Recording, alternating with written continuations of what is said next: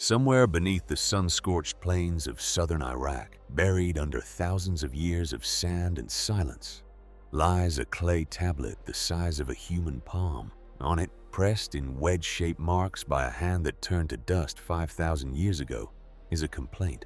Not a prayer, not a myth, a complaint about a bad shipment of copper. It seems almost absurd. The oldest writing ever recovered by human hands was not used to declare love, or record a war, or honor a god. It was used to argue about money, and that single fact should unsettle you more than it comforts you. Because if the first civilization on Earth invented writing not for poetry but for accounting, what does that tell us about how our entire world truly began? We like to imagine civilization rising from noble ambition, the desire to build, to worship, to create beauty. But in the marshlands of ancient Mesopotamia, something colder may have driven it. Control, debt, ownership, the need to know exactly who owed what to whom. The people who built this world called themselves the black-headed people. History calls them the Sumerians. And what they built between the Tigris and Euphrates rivers over 5,000 years ago did not just come first. It became the blueprint.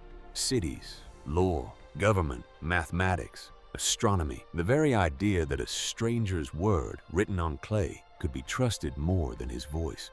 But here is the uncomfortable question this story will force you to sit with. If the foundations of modern civilization were built on record-keeping, hierarchy, and control, how much of what we call progress was really about freedom, and how much was about who got to rule whom?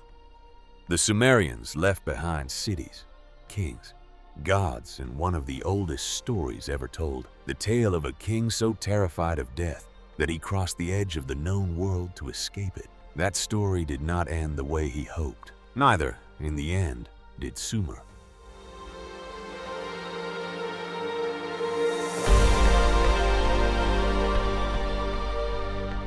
Unlike Rome, unlike Egypt, Sumer has no founding myth we can verify, no single hero credited with its creation. It simply emerges from the archaeological record. Already advanced, already urban, already writing. By around 4,500 BCE, small farming communities had taken root in the marshy floodplains of southern Mesopotamia, in what is now Iraq. By 3,500 BCE, some of those communities had become something the world had never seen before. Cities: Uruk, Eridu, Ur, Kish, Nippur. Dense, walled, organized settlements housing thousands of people who were no longer just farmers, but priests, laborers, traders, and administrators. This transition from village to city is one of the most consequential events in human history, and we still do not fully understand why it happened here first. The land offered no obvious advantage. Southern Mesopotamia had almost no rainfall, no stone, no timber, no metal ore. It should have been a difficult place to build anything at all.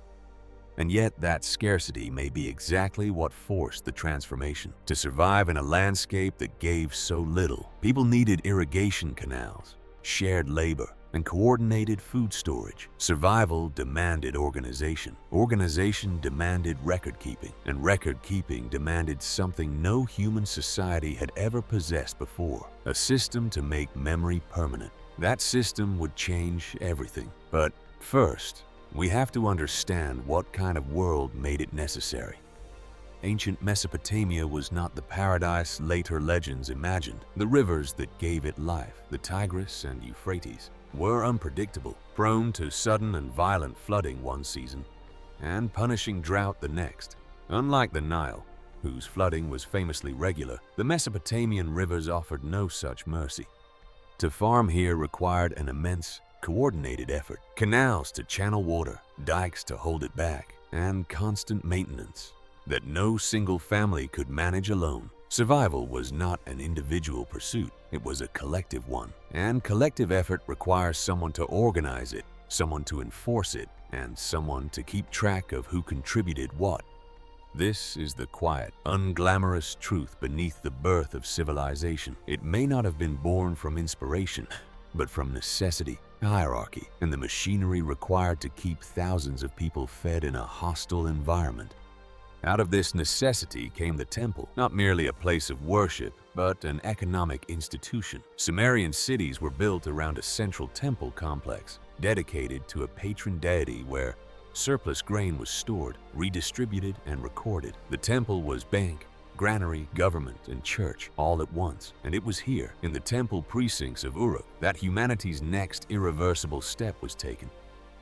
Around 3,400 to 3,200 BCE, Sumerian administrators began pressing symbols into wet clay using a reed stylus. At first, these were simple pictographs. A drawing of a jar meant oil. A drawing of a head meant person. This system, now called cuneiform, would evolve over centuries into hundreds of wedge-shaped signs representing sounds, words, and ideas. It is worth repeating, the earliest known writing in human history was not myth, not scripture, not history. It was inventory, ration lists, tallies of barley, sheep, and labor. Writing was invented to serve power, to let a small administrative class track resources and enforce obligations across a population too large to manage by memory alone.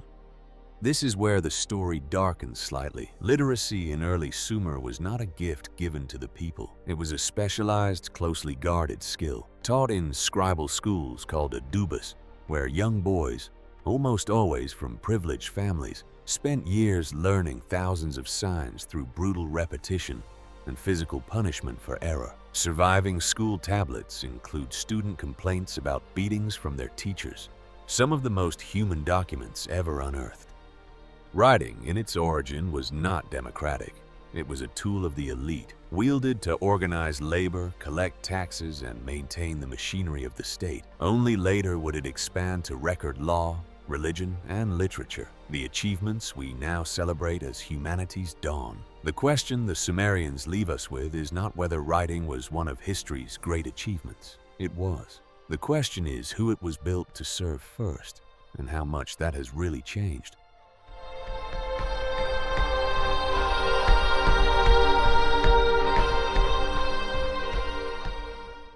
As Sumerian cities grew richer and more complex, a new figure emerged above the priesthood, the king, or Lugal, literally big man. Sumer was never a single unified nation in its early centuries. It was a patchwork of independent city-states, each with its own king, its own patron god, and its own army, frequently at war with its neighbors over water rights, farmland, and prestige.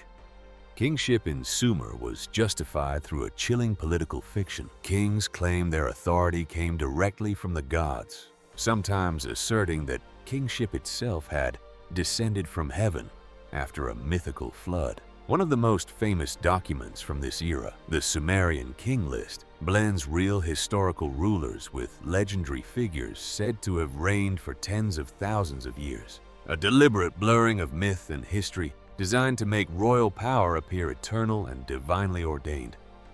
This was propaganda in its earliest known form, and it worked. For over 1,000 years, the idea that political authority was sanctioned by the gods would become the default justification for power across nearly every civilization that followed Sumer, from Egypt to Persia to Rome.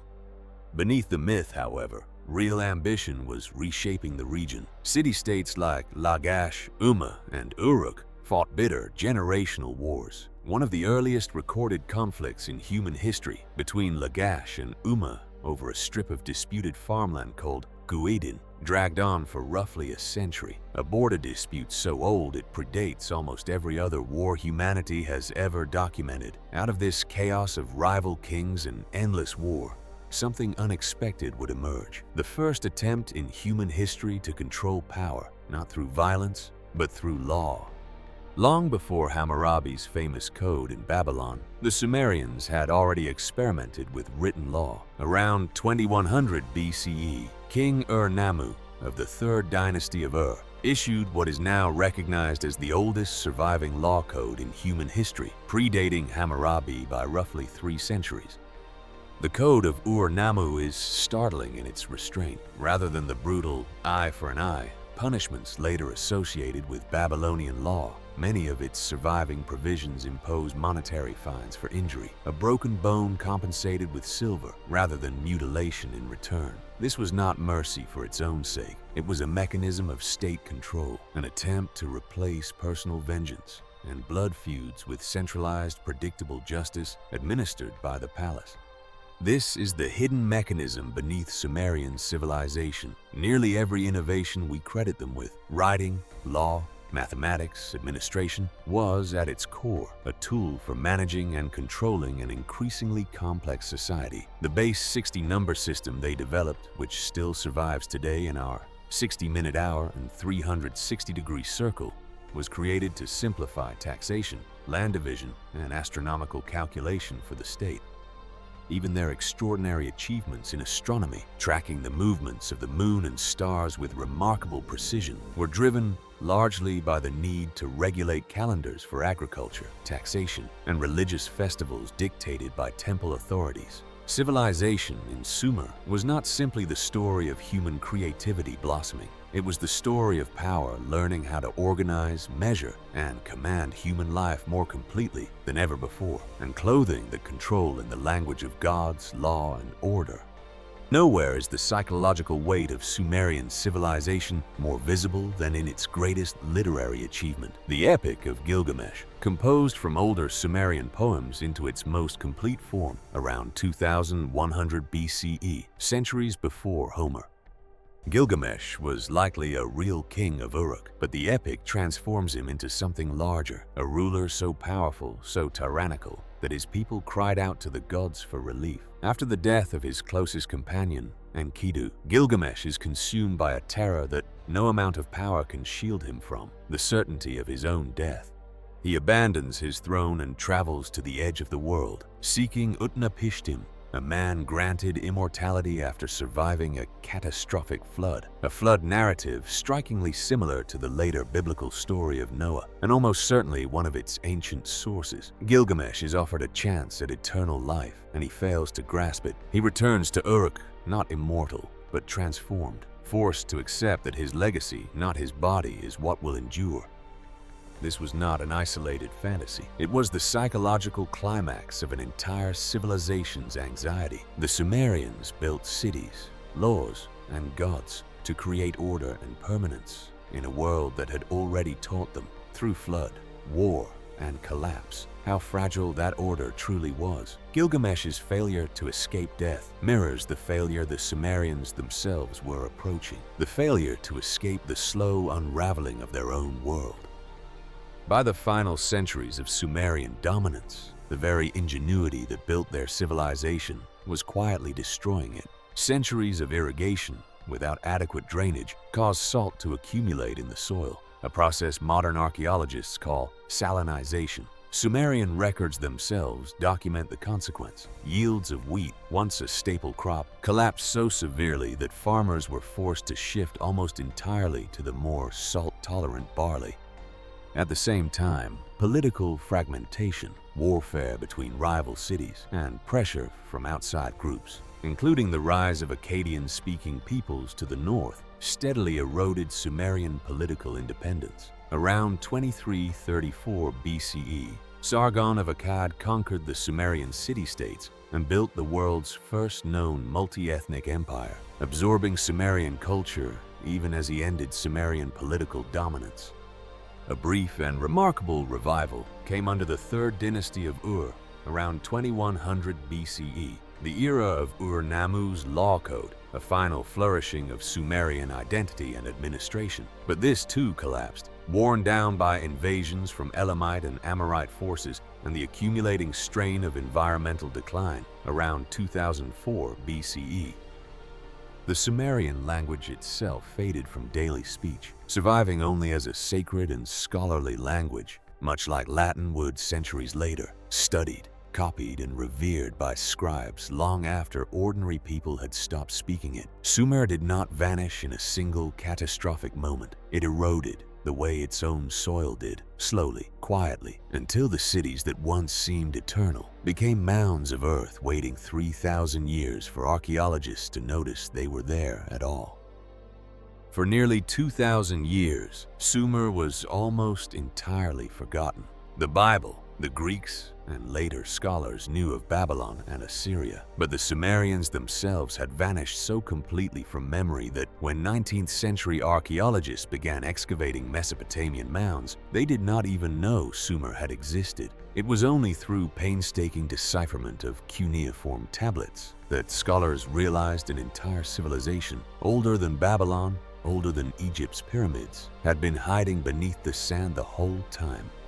And yet its influence had never truly disappeared. It had simply been absorbed, layer after layer, into everything that followed. The Babylonians inherited Sumerian law and astronomy. The Akkadians inherited their writing system. The base 60 mathematics that measured Sumerian farmland still ticks inside every clock and compass on Earth. The idea of a written legal code, of a centralized bureaucracy, of cities organized around administration rather than kinship alone, these did not stay in Mesopotamia. They rippled outward into every civilization that came after, whether those civilizations knew the source or not.